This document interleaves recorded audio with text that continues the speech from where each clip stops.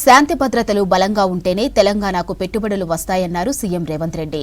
రంగారెడ్డి జిల్లా బండ్లగూడలోని తెలంగాణ పోలీస్ అకాడమీలో Telangana police retreat ముగింపు కార్యక్రమానికి హాజరయ్యారు సీఎం. ప్రజలు ఎదుర్కొంటున్న సమస్యలు పోలీసులు పరిష్కరించాలని సూచించారు. అత్యవసర పరిస్థితుల్లో ప్రజలు పోలీసుల సహాయం కోసమే చూస్తారన్నారు. ఇక ప్రజల పట్ల పోలీసులు ఎప్పుడు సానుభూతిగా ఉంటారని తెలిపారు డీజీపీ శివధర్ రెడ్డి. అవగాహన చేసుకోవడానికి కొంత సమయం కావాలి. చాలా సందర్భాలలో సమస్య వచ్చినప్పుడు వేగంగా పరిష్కరిద్దామని పరిగెత్తుతాం. ఆ పరిగెత్తడం వల్ల సమస్య పరిష్కారం కాకపోనో అది మరింత గందరగోళానికి దారితీస్తుంది. నా దృష్టిలో ఎంత పెద్ద సమస్య అయినా, ఎంత ఉపద్రవం మీకు ముంచుకొచ్చినా పోలీసు శాఖకు ఉండవలసిన, అధికారికి ఉండవలసిన సంవయనం ఏంటంటే మొట్టమొదట సమస్యను అర్థం చేసుకోవడంలోనే 50% ఆ సమస్యకు పరిష్కారం దొరికినట్టు.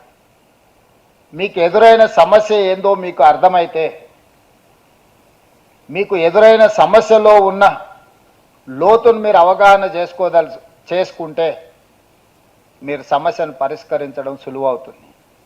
సమస్యనే మీకు అర్థం కాలేదు కానీ ఆ సమస్యను పరిష్కరించడానికి చాలా వేగంగా కదిలినాము అని అంటే అది ఎక్కడికి దారితీస్తుందో మీకు తెలియదు. అందుకే ఈరోజు మీరు వివిధ అంశాలకు సంబంధించి 6 వర్టికల్స్ కింద సైబర్ క్రైమ్ కావచ్చు, నార్కోటిక్స్ కావచ్చు, ట్రాఫిక్ కావచ్చు, రిక్రూట్మెంట్ కావచ్చు, ఫైనాన్షియల్ ఇష్యూస్ కావచ్చు, మీ స్టాఫ్ ప్యాటర్న్ కావచ్చు, వీటన్నిటికీ సంబంధించి మీరు కొన్ని గ్రూపులుగా అధికారులు దాదాపుగా 245 మంది అధికారులు ఈ సమావేశ మందిరంలో ఉన్నారు. ప్రతి ఒక్క వర్టికల్కి ఒక డీజీపీ క్యాడర్ ఆఫీసర్ హెడ్ చేస్తూ మిగతా ఇందులో ఆసక్తి కలిగిన ఆఫీసర్లందరూ కూర్చొని మీరు ఆ సమస్య లోతును విశ్లేషించి సమస్యల్ని ప్రస్తావించడమే కాకుండా సమస్యలకు పరిష్కారాన్ని చూపించాలని కొన్ని ప్రతిపాదనలు రాష్ట్ర ప్రభుత్వం ముందుకు తీసుకొచ్చింది. లాస్ట్ 2 years నుంచి ఈ పోలీస్ డిపార్ట్మెంట్లో మీరు తీసుకొచ్చినటువంటి రిఫార్మ్స్, మార్పులు మేము చూస్తున్నాం. అంతకుముందు మోర్ దెన్ 50-55 మంది ఐపీఎస్ ఆఫీసర్స్ 2 ఏళ్ల పాటు 3 ఏళ్ల పాటు పోస్టింగ్ లేకుండా చీఫ్ ఆఫీస్లో, డీజీపీ ఆఫీస్లో ఉండేవాళ్ళు, పోస్టింగ్ లేకుండా. అట్లాంటిది పోస్టింగ్ లేకుండా ఏ ఒక్క ఆఫీసర్ ఉండడానికి వీల్లేదు.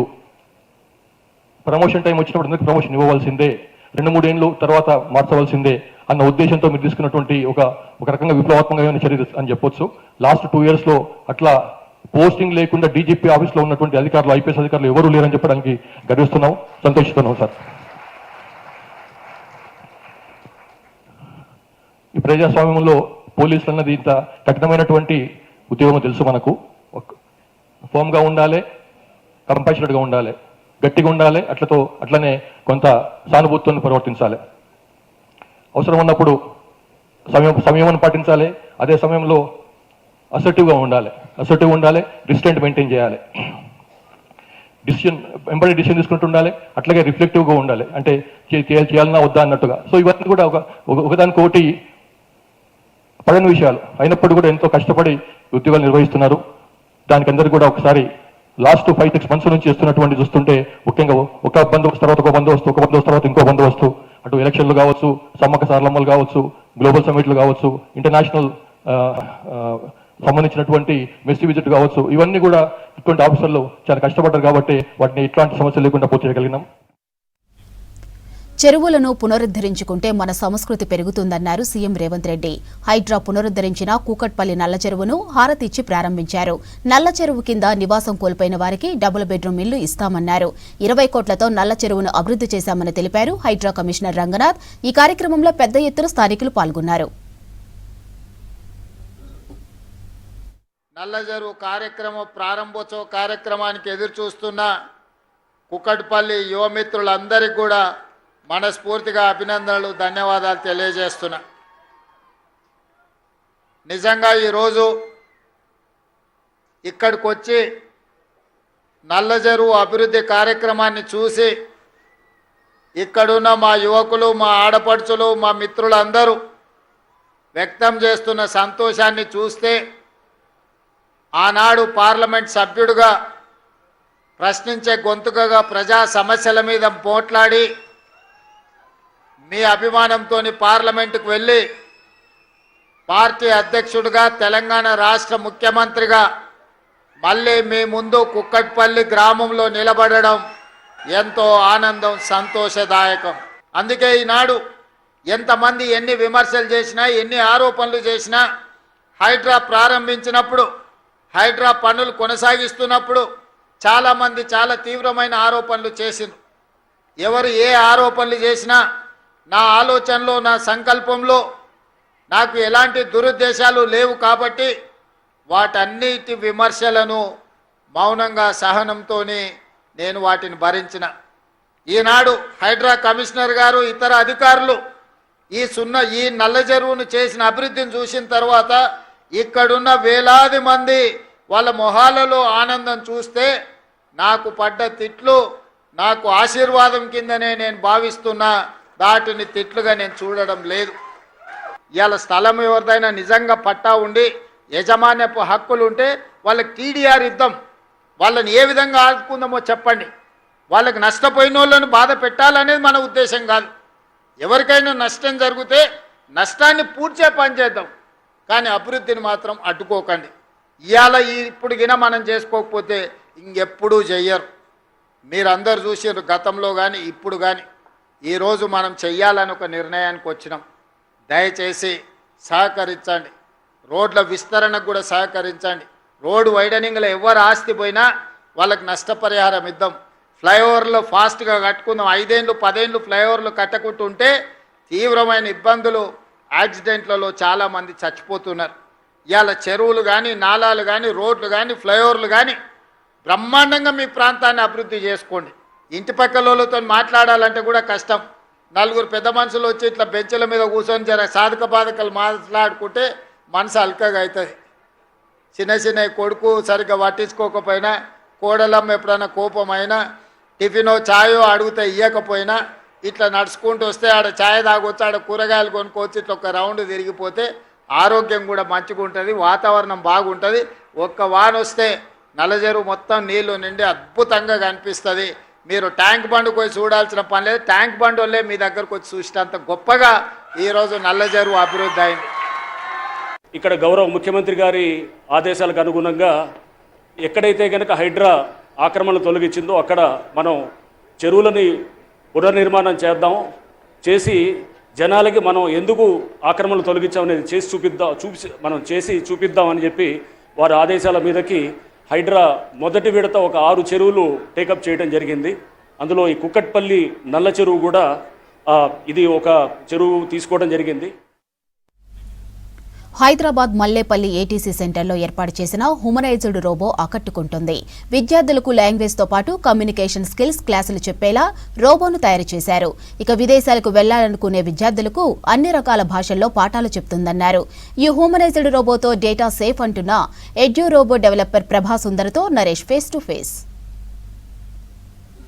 ప్రస్తుత కాలంలో ప్రతిదీ ఏఐ టెక్నాలజీ. ఏ పని చేయాలన్నా మనం, లేకపోతే ఏ కొత్త విషయం తెలుసుకోవాలన్నా ప్రతి ఒక్కరు కూడా ఏఐ రోబో మీద ఆధారపడుతూ ఉన్నారు.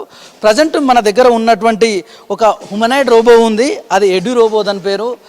దీనికి సంబంధించి మనతోటి మాట్లాడడానికి ప్రభా సుందర్ గారు ఉన్నారు. ఒకసారి తనతో మాట్లాడే ప్రయత్నం చేద్దాం. మేడం చెప్పండి, ఈ హ్యూమనాయిడ్ రోబోకు సంబంధించి దీనికి ఉన్నటువంటి ప్రత్యేకత ఏంది చెప్పండి.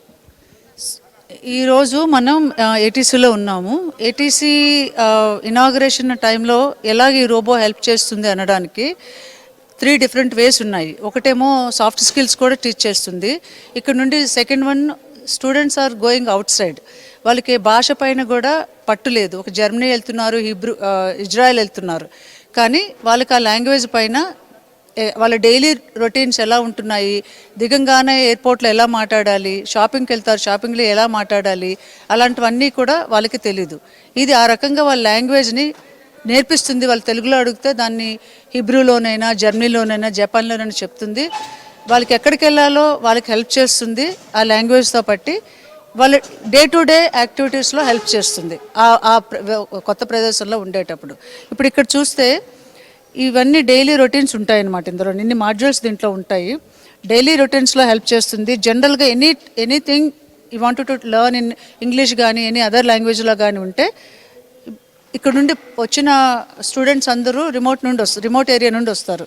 వాళ్ళకి లాంగ్వేజ్ పైన మామూలుగా తెలుగు పైన ఎక్కువ ఉండదు పట్టు, కానీ ఇలాంటి లాంగ్వేజెస్ వెళ్ళి బయటికి వెళ్ళి డబ్బులు సంపాదించాలంటే వాళ్ళకి ఈ భాష పైన కొంచెం పట్టు ఉంటే వాళ్ళు చాలా అచీవ్ చేయగలుగుతారు. ఎవరికి కూడా మోసపోరు తొందరగా కూడాను.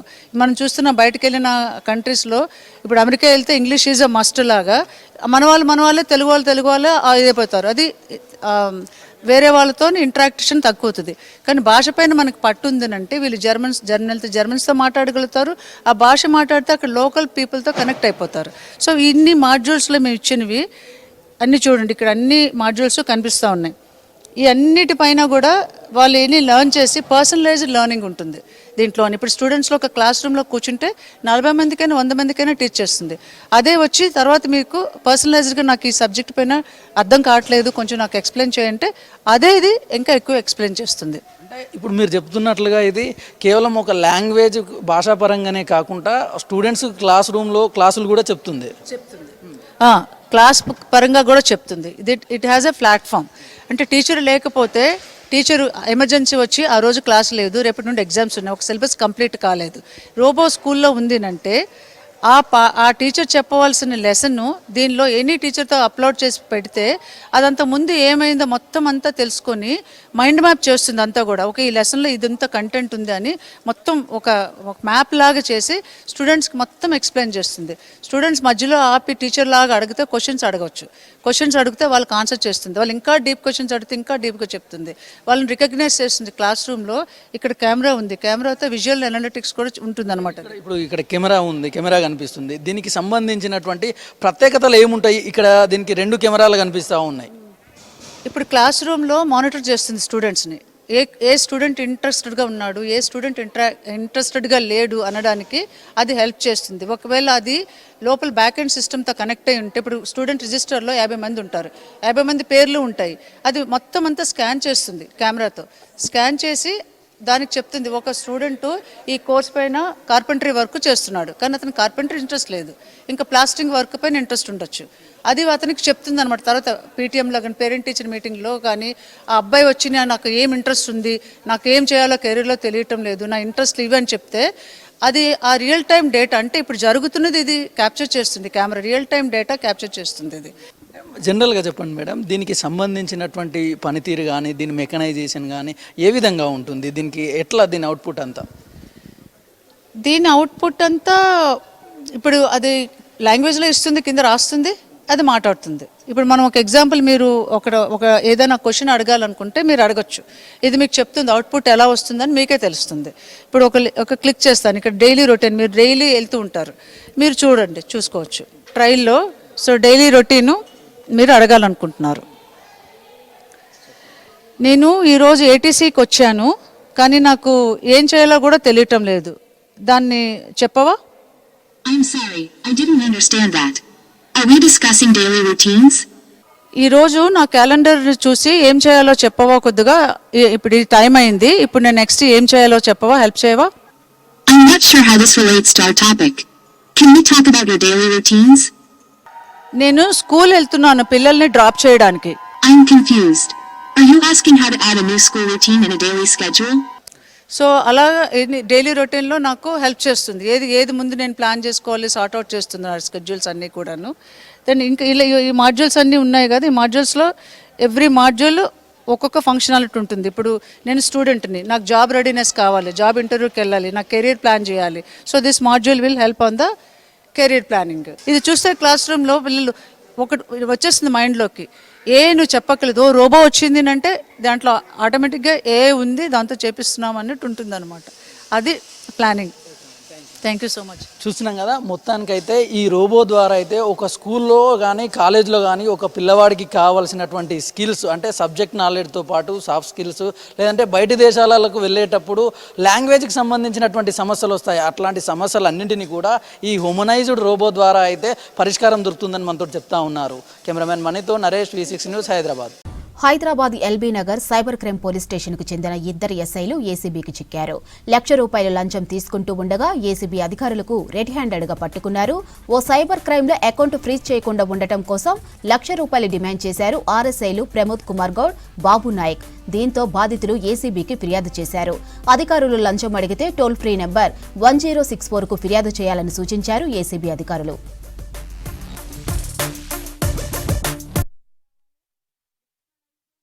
మాకు కొద్ది రోజుల క్రితము ఒక ఫిర్యాదుదారుడు సైబర్ క్రైమ్ పోలీస్ స్టేషన్ లో పిలిపించారు నన్ను ఇక్కడికి. నా అకౌంట్ లో యాక్చువల్లీ 2 లక్షల రూపాయలు ఫ్రాడ్ అమౌంట్ జమ అయి మళ్ళీ వేరే దగ్గరికి వెళ్ళిపోయేది. ఒక అకౌంట్ నుంచి వచ్చేది ఇంకో అకౌంట్ లోకి వెళ్ళిపోయేది. అందులో అరెస్ట్ చేస్తామని చెప్పేసి బెదిరించి అరెస్ట్ చేయకుండా ఉండడానికి నోటీసు ఇస్తామని చెప్పేసి ఆ నోటీసు గురించి యాక్చువల్లీ ఆ కేసు ఇన్వెస్టిగేషన్ చేస్తున్నటువంటి ప్రదీప్ అని ఎస్ఐ ఆర్ఎస్ఐ గాని సైబర్ క్రైమ్ అటాచ్డ్ ఉన్నాడు, ప్రమోద్ అని చెప్పేసి అతను, తర్వాత ఇంకొక బాబు నాయక్ అని చెప్పేసి ఇంకొక ఎస్ఐ కూడా ఉన్నాడు ఇక్కడే. వీళ్ళిద్దరు కూడా రిజర్వ్ ఎస్ఐస్ సైబర్ క్రైమ్ లో పనిచేస్తున్నారు ఇక్కడ. వాళ్ళు పార్టీలోని నోటీస్ ఇచ్చేసి అరెస్ట్ చేయకుండా ఉంటామని చెప్పేసి ఒక 3 లక్షల రూపాయలు బ్రైబ్ అడిగారు.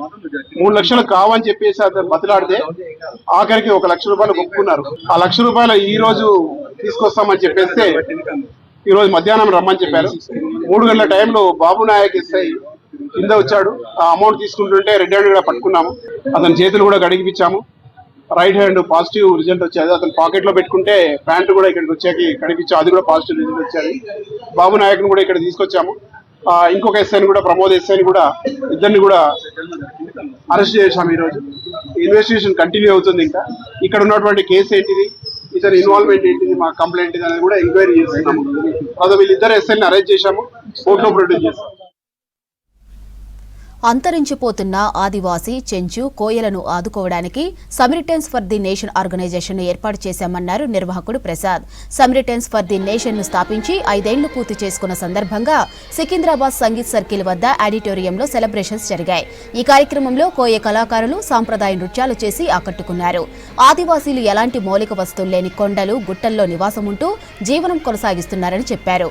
ఆదివాసీ, కోయ, చెంచులకు విద్య, వైద్యాన్ని సమరిటెన్స్ ఆర్గనైజేషన్ అందిస్తుందని చెప్పారు. ఎలాంటి రోడ్డు సౌకర్యం లేని కోయ గ్రామాలను ప్రభుత్వాలతో పాటు స్వచ్ఛంద సంస్థలు కూడా ఆదుకోవాలని డిమాండ్ చేశారు ఆర్గనైజర్స్.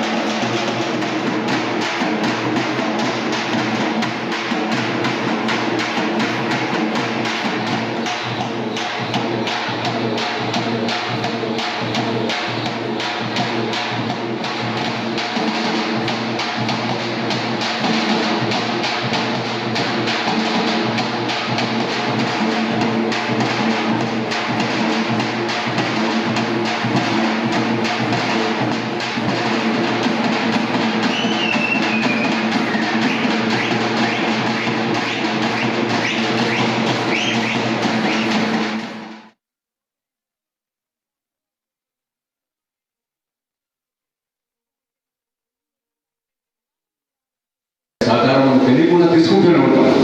ఆ తీసుకున్న సహకారానికి కృతజ్ఞతాభావంగా చేతనైనంత తిరిగి ఇవ్వాలనే ఒక సామాజిక బాధ్యతను గుర్తించి ఈ సమారిటన్స్ ఫర్ ద నేషన్ అనే సంస్థను నెలకొల్పడం జరిగింది.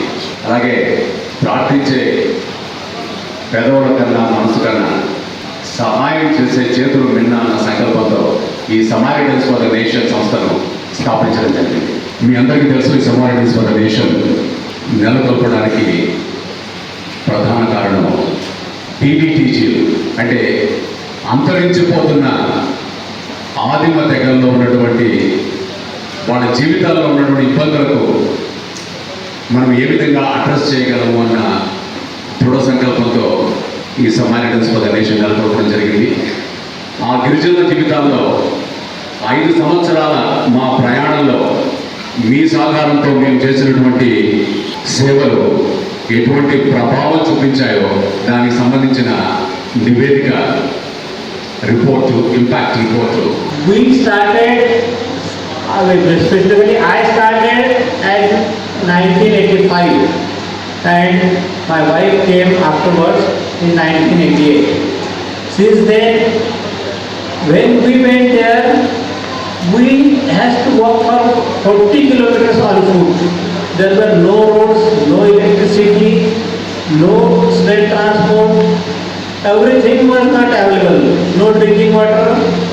The tanker was provided in summer season. No groundwater. Groundwater was very deep because of terrain was difficult. All hills, we belong to the Satpura hills, and a great river Tapi was near us. But it was too deep, so it was very difficult for people to get water. As there was no electricity to pump the water. Water was there, but people, they were away from that water. Rangareddy జిల్లా రాజేంద్రనగర్లో ద్రాక్ష festival ఘనంగా ప్రారంభమైంది. కొండా లక్ష్మణ్ బాపూజీ ఉద్యాన విశ్వవిద్యాలయంలో grape research సెంటర్లో ఈ festival జరుగుతుంది. తెలంగాణ రాష్ట్ర ప్రభుత్వం ప్రజాపాలన ప్రగతి ప్రణాళిక 99 రోజుల కార్యాచరణ ప్రణాళికలో భాగంగా ఈ ఫెస్టివల్ నిర్వహించారు. రైతులను ఆహ్వానించి వారికి అవగాహన కల్పించారు.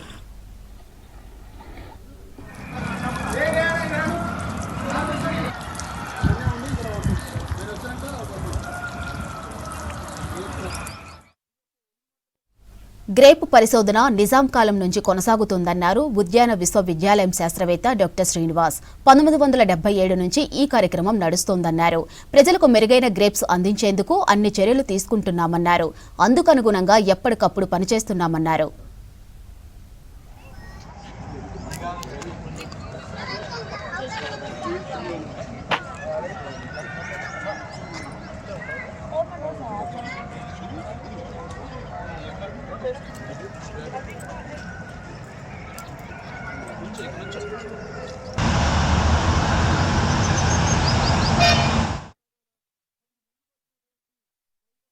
ఈ గ్రేప్ షో ఫెస్టివల్ పిలిచి ఈరోజు రైతులకు మేము ఇన్వైట్ చేయడం జరిగింది. మనకు ఫ్రూట్స్ వచ్చిన వెరైటీస్ వచ్చేసి 59 వెరైటీస్ సార్. 59 వెరైటీస్ మేము ఈరోజు డిస్ప్లే చేయడం జరిగింది గ్రేప్ ఫెస్టివల్లో. సో అవి దాన్ని డిస్ప్లే చేసి ఎవరైతే వస్తారో బయట నుంచి వాళ్ళకి వచ్చి చూపెట్టడం జరిగింది. దాని యొక్క వాల్యూస్, దానిలో పోషక విలువలు కానివ్వండి, ఏ విధంగా ఉంటాయి, కొన్ని రైజిన్స్ వెరైటీస్ కానీ, టేబుల్ వెరైటీస్ కానీ, జ్యూస్ వెరైటీస్ కానీ అన్ని దాని గురించి మేము ఎక్స్ప్లెయిన్ చేయడం జరిగింది. రైతులు కూడా కొంతమంది వచ్చారు. రైతులకు కూడా మేము కొన్ని సలహాలు ఇచ్చాము. సో వాళ్ళకి కావాల్సిన వాళ్ళు ఈ యొక్క గ్రేప్ తోటను విజిట్ చేసుకుంటూ వాళ్ళకి కావాల్సిన స్వీట్ కానివ్వండి, టేబుల్ కానీ, రేజిన్ వెరైటీస్ వాళ్ళు చూసి వాళ్ళ టేస్ట్ బట్టి ఆ రకాలను వాళ్ళు స్వతహాగా వాళ్ళు పర్చేస్ చేసుకుని తీసుకెళ్తున్నారు. ఈ యొక్క గ్రేప్ గార్డెన్ అనేది మేము ఆక్షన్ ఇచ్చేసినామండి. వాళ్ళ ఆక్షన్ వాళ్ళు షో లాగా పెట్టేసుకుని వాళ్ళు సేల్ చేసుకుంటారు.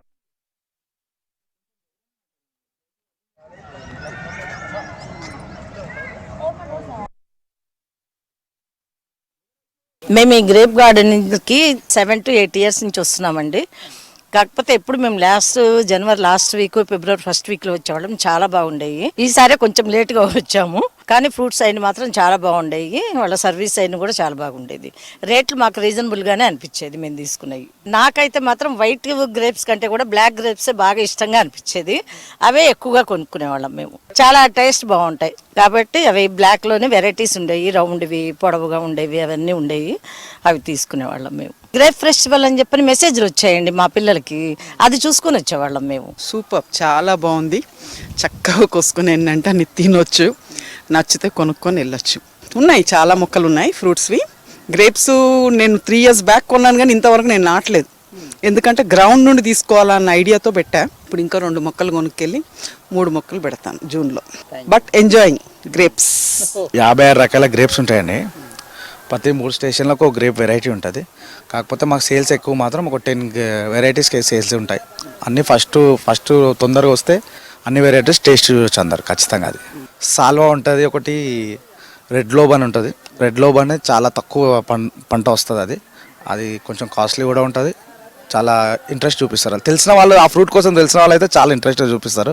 కిస్మిస్ వెరైటీ ఉంటాయి, చాలా కొన్ని రకాలు ఉంటాయి. చూస్తే మీకు అర్థమవుతుంది. అది ఎక్స్పీరియన్స్ ఉన్న సిబ్బంది ఉంటారు మా ఆఫీస్లో. వాళ్ళతో ఎర్లీ మార్నింగ్ కట్ చేసి పెడుతున్నాం. కట్ చేసి ఇక్కడ సేల్స్ కౌంటర్లో అన్ని వెరైటీస్ లైన్గా పెడుతున్నాము. వచ్చి సేల్స్ చేసుకొని వెళ్ళిపోవచ్చు, చూసుకోవచ్చు. చూసి సేల్స్ చేసుకొని వెళ్ళిపోవచ్చు. మేము 5 సంవత్సరాల నుంచి మేమే చేస్తాము. ప్రభుత్వ పరంగా టెండర్లు అవుతుంటాయి. మా ఆలోచన ప్రకారం మేము టెండర్ దక్కించుకొని మేము చేస్తూ ఉంటామండి. పబ్లిక్ ఏంటంటే పిల్లలకు చూపించడం కోసం ద్రాక్ష తోటలు హైదరాబాద్లో లేవు. అప్పుడు ఓకే గగన్పాడు ఇక్కడ ఉండేది, ఇప్పుడు అన్నీ కనుమరుగైపోయినాయి. కాబట్టి పిల్లలకు మెయిన్గా ద్రాక్ష తోట చూపించాలి అన్న ప్రత్యేకత స్కూల్స్ వాళ్ళు గిట్ట బస్సులలో కూడా స్కూల్స్ పిల్లల్ని తీసుకొని వస్తారు, ద్రాక్ష తోట చూడాలి ఖచ్చితంగా అని చెప్పేసి. పబ్లిక్ చాలా ఇంట్రెస్ట్ చూపిస్తారు. శనివారం ఆదివారం వస్తే చాలా పబ్లిక్ ఉంటారు. మాకు పార్కింగ్ అక్కడ వరకు వెళ్ళిపోతుంది. పార్కింగ్ ఆ రోజు స్పెషల్గా 2 సెక్యూరిటీ గార్డులను పెట్టి మేము పార్కింగ్ కూడా ఏర్పాటు చేసినాం. ఇంకా నెల రోజులు ఉంటుందండి.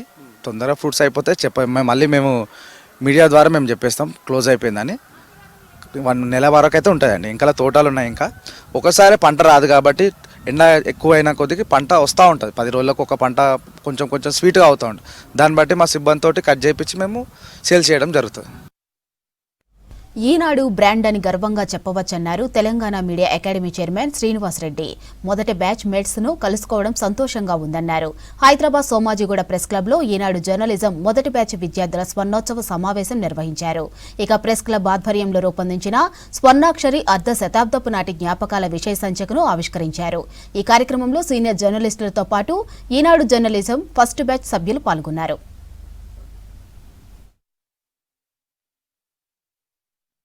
Very young 19 years. రాందో మిత్రుడు శ్యామ్ చెప్పినట్టు సరిగ్గా సంవత్సరం పనిచేసినాను నేను ఈనాడులో. మార్చ్ 76 నుంచి 77 జూన్ వరకు 1 సంవత్సరం 3 మాసాలు మాత్రమే పనిచేసినాం. తర్వాత సమ్మెలో బయటకు వచ్చినాం.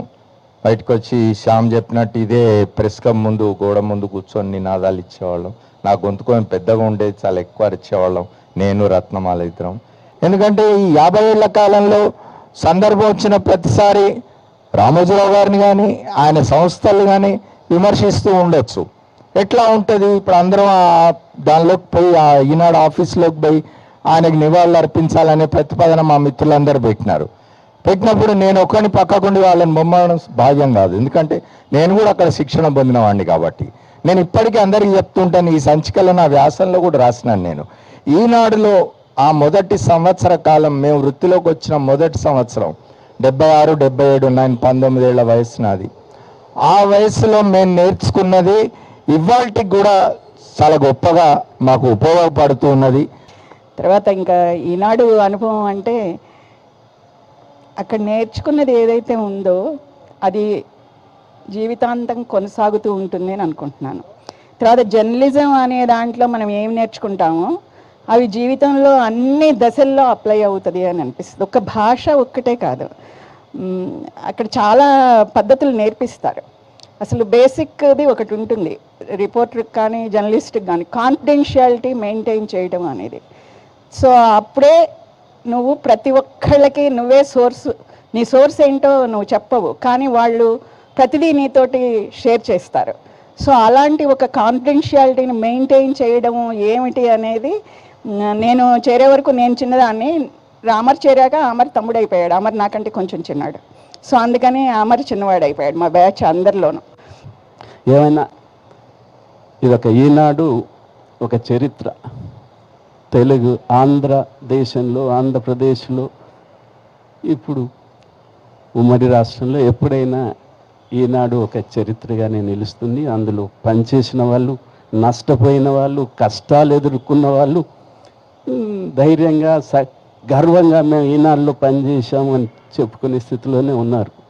దాంట్లో ఏం లేదు కదా ఎవరికి. అక్కడ అప్పట్లో ఈనాడు రాకముందు ఈనాడు తర్వాత అని పత్రికా రంగానికి ఒక విభజన ఉంది. ఇప్పటికీ ఈనాడు రాకముందు పేపర్లు చూసి వచ్చిన వాళ్ళం. ఈనాడు శిక్షణ మాకు ఎంత గట్టిగా పునాది వేసిందంటే ఇందాక ఈనాడులో జరిగిన మీటింగ్లో కూడా అదే చెప్పాను. అంతకు ముందున్న భాషని పూర్తిగా మార్చింది అందరికీ, మా ట్రైనీస్కి. ప్రొఫెసర్ జయశంకర్ అగ్రికల్చర్ వర్సిటీ, రాష్ట్ర వ్యవసాయ శాఖ, కోరమాండల్ సంస్థ సంయుక్తంగా నిర్వహించిన 2 రోజుల మెగా మహిళా రైతు మేళా ఘనంగా ముగిసింది. తొలి రోజు 6,000 మంది, రెండో రోజు సుమారు 5,000 మంది మహిళా రైతులు మేళాలో పాల్గొన్నారు.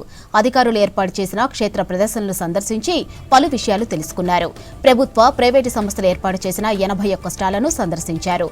అధునాతన సాంకేతిక పరిజ్ఞానం, యంత్రాలను పరిశీలించారు.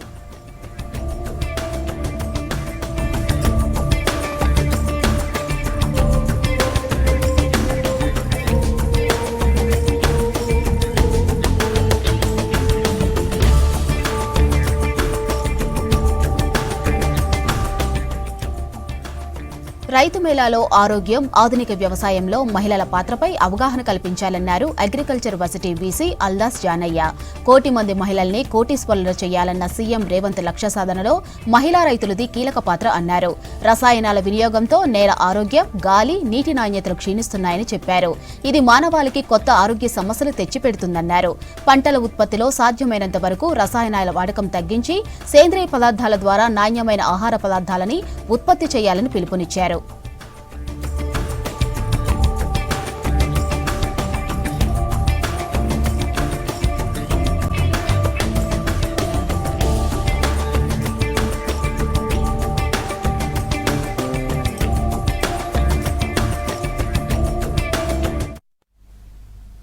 హైదరాబాద్ బాగ్లింగంపల్లిలోని డాక్టర్ బిఆర్ అంబేద్కర్ కాలేజీలో మెగా ఫ్రీ మెడికల్ క్యాంప్ నిర్వహించారు. ఈ కార్యక్రమానికి చీఫ్ గెస్ట్ గా మంత్రి వివేక్ వెంకటస్వామి పాల్గొన్నారు. బద్రీ విశాల్ పన్నాలాల్ పిట్టిస్ ట్రస్ట్, అగర్వాల్ సేవా దళ్ ఆధ్వర్యంలో Roshan Lal Agarwal foundation trust, doctor BR Ambedkar education institution సహకారంతో కార్యక్రమాన్ని నిర్వహించారు.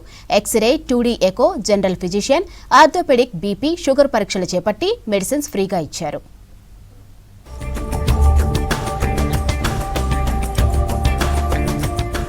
హైదరాబాద్ బాగ్లింగంపల్లిలోని బిఆర్ అంబేద్కర్ కాలేజీలో మెగా ఉచిత వైద్య శిబిరాన్ని నిర్వహించారు. ఈ కార్యక్రమానికి మంత్రి వివేక్ వెంకటస్వామి ముఖ్య అతిథులుగా హాజరై శిబిరాన్ని ప్రారంభించారు.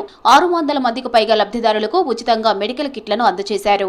పేదలకు వైద్యం చేస్తున్న స్వచ్ఛంద సంస్థల కృషిని అభినందించారు మంత్రి వివేక్. రోషన్ లాల్ ఫౌండేషన్ పేరు మీద ఈరోజు మేము with collaboration with Badri Vishal Pannalal trust and doctor Ambedkar college ground లో వివేక్ వెంకటస్వామి గారు చాలా సపోర్ట్ చేశారు. ఈ మెడికల్ క్యాంప్ ఆర్గనైజ్ చేయడానికి బద్రీ విశాల్ పన్నాలాల్ ట్రస్ట్ వాళ్ళు మొత్తం వాళ్ళ టీంతోని మెడికల్ క్యాంప్ ని ఆర్గనైజ్ చేశారు. ఇది 162 మెడికల్ క్యాంప్ మాది. సో ఎవ్రీ 3 months కి ఇప్పుడు ఇక్కడ బాగలింగంపల్లిలో కూడా పెట్టాలనుకుంటున్నాం. వెంకటస్వామి ఫ్యామిలీ అంటే కూడా చిక్కడపల్లి వాళ్ళు ఉండేటోళ్ళకి అందరికీ ఆత్మతోని సంబంధం ఉంది. సో అందుకని ఈ ప్రెమిసెస్లో చేశాము. వాళ్ళు మాకు కూడా హోల్ హార్టెడ్గా సపోర్ట్ చేశారు. సాధురామ్ హాస్పిటల్, కిమ్స్ సన్షైన్, మళ్ళీ ఇంకా బద్రీలాల్ బిత్తి వాళ్ళ ఆర్గనైజేషన్తో జాయింట్గా doctor BR Ambedkar college society trust, మళ్ళీ రోషన్ లాల్ అగర్వాల్ ట్రస్ట్ అని అందరితో కలిపి ఈ యొక్క ఆర్గనైజ్ చేయడం జరిగింది. స్ట్రెంత్ చాలా బాగా వచ్చారు, మేము చాలా హ్యాపీగా ఉన్నాం. ఇవి మేము మోర్ దెన్ ఒక 4-5 years నుంచి చేస్తున్నాం. రోషన్ లాల్ అగర్వాల్ ట్రస్ట్ పేరు మీద చేయడం ఇదే ఫస్ట్ టైం అండి. ఈ రోజు మెడిసిన్స్ ఇచ్చాము. కొందరికి మనం వికలాంగులు ఎవరికైనా ప్రాబ్లం ఉంటే వాళ్ళకి కాలు కాగితే అవి ఇవ్వడానికి కూడా దానికి మేము ప్రపోజల్ పెట్టాము. టెస్టులు 2D ఈకో, మన షుగర్ టెస్ట్, మన ఈసీజీ అవి చేసాం. Badri Vishal Pannalal Pitti trust, Agarwal Sevadal, Roshan Lal Agarwal foundation trust, Ambedkar విద్యా సంస్థల సహకారంతో ఉచిత వైద్య శిబిరాన్ని ఏర్పాటు చేశారు. సాధారణ పరీక్షలతో పాటు ఎక్స్రే, 2D ఎకో వంటి ఖరీదైన పరీక్షలను కూడా ఉచితంగా చేశారు. జనరల్ ఫిజిషియన్, ఆర్థోపెడిక్ వంటి విభాగాల్లో నిపుణులైన వైద్యులు రోగులను పరీక్షించి సలహాలు అందించారు. బీపీ, షుగర్ పరీక్షలతో పాటు దివ్యాంగులకు ప్రత్యేకంగా మెడికల్ కిట్లను పంపిణీ చేశారు నిర్వాహకులు. ఆర్టీసీ క్రాస్ రోడ్ నుంచి వచ్చాను. ఇక్కడ అన్ని రోషన్ అగర్వాల్ వాళ్ళు ఏర్పాటు చేసినటువంటి ట్రస్ట్ ద్వారా ఒక ప్రాసెస్ లో ఉన్నాయండి టెస్టులు. మెగా క్యాంప్ అంటే మెగా మెడికల్ క్యాంప్ లాగానే ఉన్నది. అన్ని ఫ్రీగా ఇచ్చారు. జనరల్ గా camps I test, dental separate ఏదో సపరేట్గా పెడతారు, కానీ ఇక్కడ మెగా అని క్యాంప్ పెట్టారు. ఆ క్యాంపులో అన్ని కవర్ అయిపోయినాయి. Dental, I, BP, sugar, BMD, ECG అన్ని టెస్టులు కవర్ అయినాయి. నేను కూడా అన్ని చేయించుకున్నాను. చాలా బాగుంది వీళ్ళ సర్వీస్. వాళ్ళు అవసరం ఉన్న వాటికి మందులు రాస్తున్నారు, అవసరం లేడానికి ఇది నార్మల్ అని చెప్తున్నారు.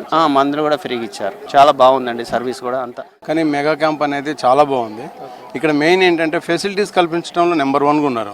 ఇప్పుడు దూర ప్రాంతాల నుంచి ఇది తెలుసుకున్న తర్వాత చాలా మంది వచ్చారు. వచ్చిన తర్వాత వాళ్ళకి టిఫిన్ సౌకర్యం కానీ, భోజన సౌకర్యం కానీ, వాటర్ ఫెసిలిటీస్ కానీ ఇవన్నిటిని చాలా చక్కగా మంచి ఆర్గనైజేషన్. ఇది ద బ్యూటిఫుల్ ఆర్గనైజేషన్. నేను ఇదైతే ఫస్ట్ టైం చూస్తున్నాను. ఒక పెద్దవాళ్ళు 2 వచ్చారు, నేను చూశాను. కూర్చోబెట్టి వాళ్ళకి ఇంకా ఎక్కడికో ఒక రిఫరెన్స్ ఇచ్చి వాళ్ళని కేర్గా తీసుకుంటూ, వాళ్ళకి ఎవరు లేరు అయినా కానీ ఈ సంస్థ అంత ఆదరిస్తుందని అంటే రియల్లీ గ్రేట్ అండి. 160కు పైగా శిబిరాలను విజయవంతంగా పూర్తి చేశామన్నారు నిర్వాహకులు. అంబేద్కర్ కాలేజీలో ఈ కార్యక్రమం నిర్వహించడం గర్వకారణమన్నారు. 600 మందికి పైగా ప్రజలు ఈ అవకాశాన్ని వినియోగించుకున్నారని తెలిపారు. పరీక్షలు చేయించుకున్న ప్రతి ఒక్కరికి ఉచితంగా మందులు పంపిణీ చేశామన్నారు. భవిష్యత్తులో ఇలాంటి మరెన్నో సేవా కార్యక్రమాలు చేపడతామని తెలిపారు నిర్వాహకులు. కార్పొరేట్ హాస్పిటల్లో వేలల్లో ఖర్చయ్యే పరీక్షలను ఉచితంగా చేశారని సంతోషం వ్యక్తం చేశారు ప్రజలు.